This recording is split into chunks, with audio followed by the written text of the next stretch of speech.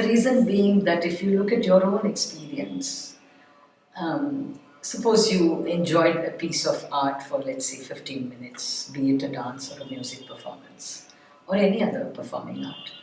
And then you had a session when you could actually sit down with someone who could take you through the high points of what happened, the basic tenets of that particular art form, the aesthetic sensibility of that art form. And just about 15 minutes of that, and then go back and see the same performance again, you will realize that you have completely changed your perception while absorbing it the second time around. And in Sanskrit, they have a beautiful word for this, rasaswadanam. That is, you soak in it, you delve in it, you stay in it for a while, you sensitize yourself to the flavors of it, and then you go back and see the actual performance. So I think it makes a huge difference, and that is what it is about culture, you know. It enriches your heart, your mind, and finally reaches your soul and gets you there, and then you're a changed person forever. Yeah, when I went to Europe, I found that I was having to deal with a completely new, alien, I would say, uninitiated audience. They had no clue what Indian music was. They were not even prepared to receive it. That was the time when I almost felt, what am I doing singing Carnatic music for a completely uninterested European audience? I almost regretted the endeavor. Those were those feelings that I had. But by and by, as I started going there, it so happened that the organizers would always have me travel in a certain area, let's say in Switzerland or Germany, through schools. So during the week I was working, I was going to schools, and I would have like 3 batches of students.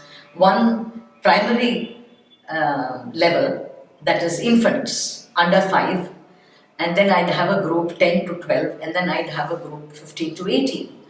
And I would have to talk and demonstrate about Carnatic music to them, and I would die 1,000 times before I went into each of those classrooms, because it was quite something. And you had violent reactions. I remember one kid almost started having a violent outburst when I started doing Raga Alapane. Another rebellious teenager was like storming out and said, I don't want this, I don't like this. These are the kind of reactions one faces when you see an audience that doesn't know your art form even exists. And those were the days when I learned to communicate whatever little I know to this audience, and they learned to appreciate an unknown art form, and then sooner or later, at the end of the day, we would all become friends. So I cherish those moments, and I think I don't know what they took away from it, but I really benefited a lot.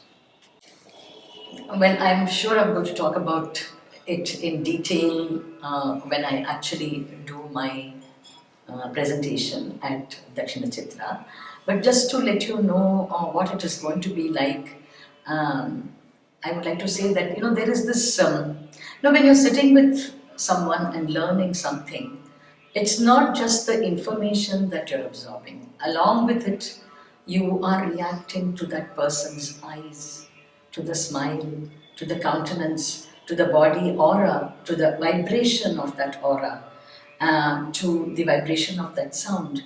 And through these windows, you are actually entering the consciousness of that person and drawing from it what you can.